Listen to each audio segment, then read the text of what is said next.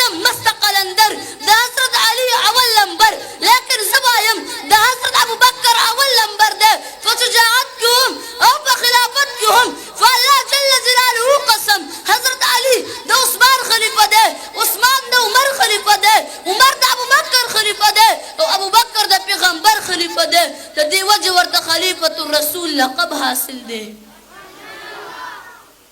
صدیق اکبر هغه انسان دی چې د مبارک نبی علیه السلام فرمایي په ټوله دنیا باندې زما احسان دی او د ابو بکر په ما احسان دی د حضرت علي او ابو بکر کې ډېر زیات فرق دی څوک چې پرې نه پوهېږي د هغه بیړه غرقه ده د حضرت علي کور پیغمبر آباد کړو او د پیغمبر کور ابو بکر آباد کړو علي زوم دی او ابو بکر سپر دی محترم سامعینو نبی صادق ہو لہذا ابو بکر صدیق جوړ شو نبی عادل ہو لہذا حضرت عمر فاروق عادل جوړ شو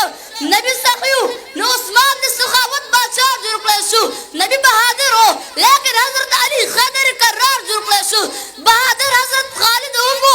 طارق هم ہو فاروق هم ہو لیکن صدیق صرف یو دی چاته چې قرآن صدیق ویلی او مصطفی ته چاته صدیق ویلی هغه ابو بکر صدیق دی صدیق د ټولو نه اول د اسلام تصدیق کړی و صدیق د ټولو نه اول د نبوت تصدیق کړی و صدیق د ټولو نه اول کلمه ویلې وه صدیق د ټولو نه اول د اسلام دپاره وخت خوړلی و صدیق په هر مقام کې د اسلام بیرغ پورته کړی و او په دغې کوشش کې شهید شو او دا پیغام امت ته ورکړو صدیق د اسلام دپاره هر څه قربانوي لیکن د اسلام نه هېڅ څیز هم نه اخلي بلکې په خپلو اصله شوو جامو کې دفن کېږي و آخر دعوا